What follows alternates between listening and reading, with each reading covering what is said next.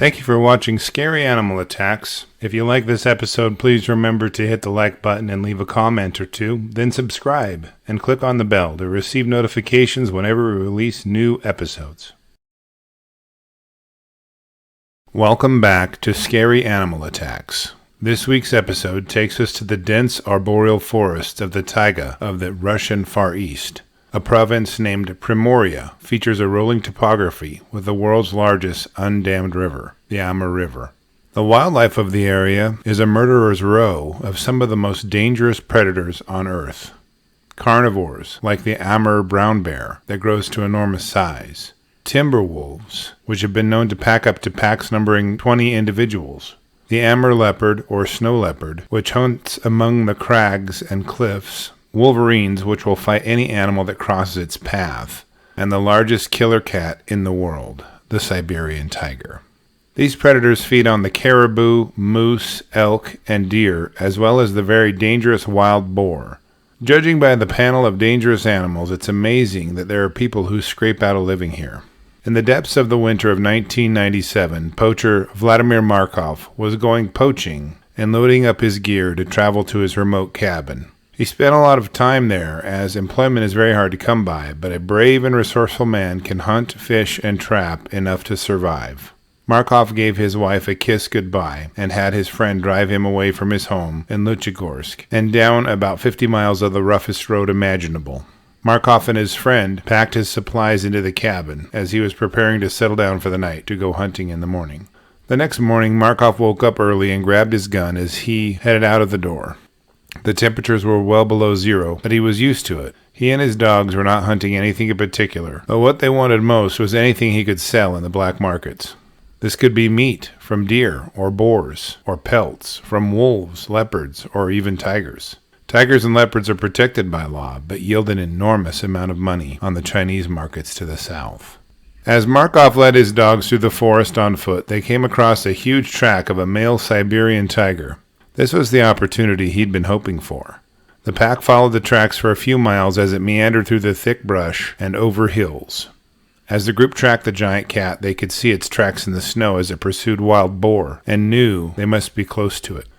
The dogs bayed and barked as Markov approached the end of the trail. He could see the muscles ripple across the shoulders of the cat as it leaned over its recent kill and glared at the man, demonstrating it was not about to relinquish its kill. Markov raised his shotgun and fired at the cat. He was a sure shot, as his livelihood depended on it, and the cat flashed through the white birch forest as it disappeared from his view. He was certain he had mortally wounded the tiger, and now had a bonus he would also glean. He walked over to the boar that the tiger was feeding on and began cutting himself some of the fresh meat. Markov salvaged a good amount of meat from the boar carcass and turned his attention to the tiger, which he was sure would be lying dead over the hill. He found the cat's enormous tracks in the snow and began following each step as he found it. Some blood here, a track there. The fresh snow made it easy, but he noticed that as he followed, the blood trail seemed to decrease. As he followed the tracks for a few miles, the blood in the tracks stopped, and he realized he would not be able to catch up to the tiger if it wasn't mortally wounded.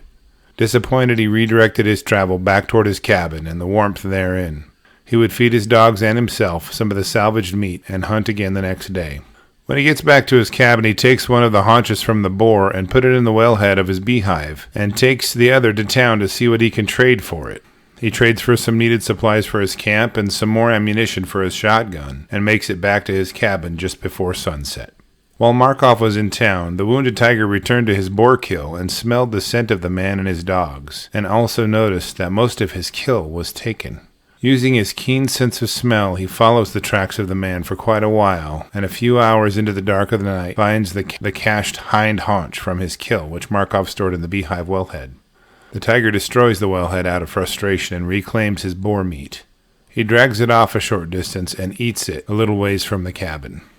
The tiger is not happy with how events transpired, and is not satisfied with the fact that he got his meat back. He silently pads down to the cabin and walks around it, carefully analyzing the situation. Markov's dogs bark incessantly, and he realizes something is going on outside. Markov waits for some time to get a good look at the cat, and decides to solve this problem with a well-placed shot. Markov grabs his gun and calls his dogs into the cabin.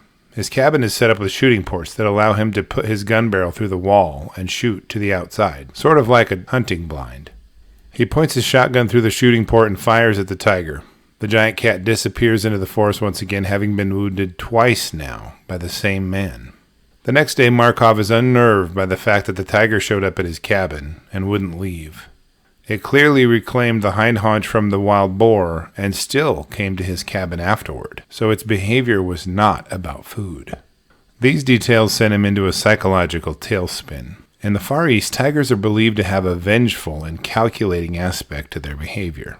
Locals believe that they hold grudges and exact revenge long periods of time after events.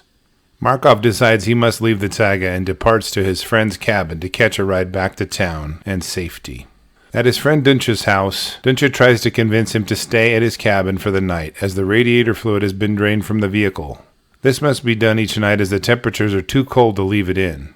Markov finds his resolve and decides against staying with his friends and waiting. He decides to head back to his cabin and deal with this tiger the only way he knows, by shooting it and killing it. While Markov was gone, the tiger gained entry to his cabin by demolishing the door. The man's scent was everywhere in the cabin, and the cat chewed, clawed, and bit anything that smelled like him. The tiger finds a metal water drinking ladle and flattens it and puts canine tooth-sized holes in the cup part. The tiger shreds, splinters, and destroys any of the man's tools and possessions he finds outside. After he finished ransacking the cabin, he finds a well-hidden spot and lays in wait for Markov over the trail to the cabin. As the now resolved Markov approaches his own cabin in the dark, the tiger ambushes him from a well-hidden blind beneath a low-hanging spruce bough. The fight, if you can call it that, didn't last long. Investigators would find a horrid scene, with the surrounding snow covered in blood at the nexus where tiger and man's tracks met. A single dog leg protrudes from the snow. The snow had been stomped down into a circle and melted off, with a human femur picked clean of flesh in the middle of it. A bloody drag trail leads to another cleared-out circle, in which they found the rest of Markov. His boots and bloodied clothes still held their respective body parts. Severed arms still clothed by the sleeves. Feeding on the man pacifies the tiger for a few days, then it leaves. The tiger heads downstream over the next few days, moving slowly from its now infected injuries. As it approaches a small camp that Markov frequented, it smells his scent on the outhouse and splinters the entire building, further injuring itself. The villagers have now heard about this tiger, and the taiga is empty of the poachers and miners and lumberjacks. The only exception to this void of humanity is a 25-year-old trapper named Andrei Pachitnya.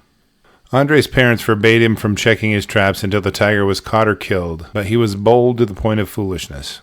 He had arrived on his trap line and checked a few traps before returning to his cabin to cook lunch. A mile and a half away, the tiger smells Andrei and breaks into a nearby cabin. He trashes this cabin, just like he did to Markov's. Anything that smells like a human, he claws, bites, or breaks. The tiger takes the mattress from the bed and carries it out into the snow. The tiger carefully lays the mattress out in a hidden ambush spot and lays down on it to wait above the trail leading to the cabin. Andrei was not unprepared to check his traps and left his cabin with his rifle for protection. It was a Mosin Nagant rifle, nearly 100 years old. Siberian winters are very hard on anything that rusts, but they're very hard on ammunition as well. The temperatures drop so low that the air inside the bullet casing can sweat inside the round. In one season of winter, this can ruin or render unreliable all ammunition a trapper possesses.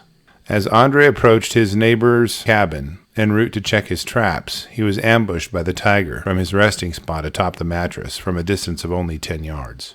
The young man had quick reflexes, though, as he was able to quickly pull his rifle from his shoulder strap and put it to his shoulder to fire. The only problem was the ammunition was corrupted, and the bullet did not fire. The tiger did not die. The rifle misfired when the young trapper needed it most. Andrei's father rounded up a search team to find his son, and soon located the ambush site, which was bloodless. The tiger broke the young man's neck without shedding any of his blood. His father picked up the rifle and confirmed the misfired cartridge and threw the gun into the river. The drag trail away from the kill site was 50 yards and went into some trees. The sight the men witnessed next was tragic, especially to the young man's father. Andrei's entire existence had been reduced to his shirt and pants, with his boots covered with his blood. His crucifix lay atop the snow nearby. The tiger fed on him for 3 days and consumed nearly every bit of Andrei. What was recovered could fit in a large shirt pocket. The men collected the scant remains and returned to inform his mother. Project Tiger is a group of tiger researchers and enforcement officers funded by Western conservation groups, and they operate something like park rangers, but without a park. They set up checkpoints and information hubs to let the locals know about the tiger and how to stay safe. They assembled a professional hunting team of 6 men to start tracking the tiger and save human lives. In early December, the hunters tracked the limping tiger tracks to Andrei's cabin, where they could see everything was in a shambles. The tiger had repeated his venting on anything that smelled human and splintered tools and accommodations alike. From there they followed him through the mountains and observed his tracks as he pursued game time after time with no success. The head tracker's name was Yuri Trush, and he was flanked by officers Shibnev and Pionka. The hunters had noticed the tracks of 5 other tigers in the area, but the large male they were following had a tail in his track. His wounded right foreleg had stopped bleeding now, but he was carrying it, so his tracks would show only 3 legs and unusually large paw prints. The hunters followed the tiger as he hunts his way back into a more remote area near a cabin of a man called Shlemenko. As the hunting party enters a clearing near the cabin, a deafening roar rattles the bones of the men. Officer Trush turns toward the area emanating the roar to see the giant cat leap toward him from about 20 feet away. During the adrenalized slow-motion moment, Trush sees the intense, angry look in the tiger's eyes focused like lasers on him. Its paws are outstretched toward him, and he can even see the extended razor-sharp claws reaching out toward him. Pionka and Shibnev had spread slightly ahead of Trush just before the ambush. All 3 men shouldered their rifles and commenced firing as the tiger was flying through the air toward Officer Trush. The cat's open jaws and paws could not be stopped as the tiger plowed into Trush, sending the large man into a backward somersault. Trush had managed to get off 2 shots from his rifle while the cat was closing in on him, and the other 2 officers pumped out 11 shots total. Trush had deep gashes on his back, thigh, and arm from the impact of the vengeful tiger, but the giant was dead. He picked himself up from the snow and was completely confused by the speed of the attack and had no idea where his rifle had gone. As the men approached the tiger, incredibly they could see that Trush's rifle had actually gone down the throat of the charging tiger and was partially protruding from its mouth as it lay dead. The dead tiger was loaded into a vehicle and taken back to the village to assuage fears. The cat was emaciated with a giant head. The men skinned the tiger and could see where the cat was wounded by more than Markov's 2 shots. The tiger had been wounded several other times, and even carried several lead balls from the larger shot embedded in its flesh. The tiger was just reaching maturity and would later be stuffed and displayed at the administrative headquarters back in Luchakorsk.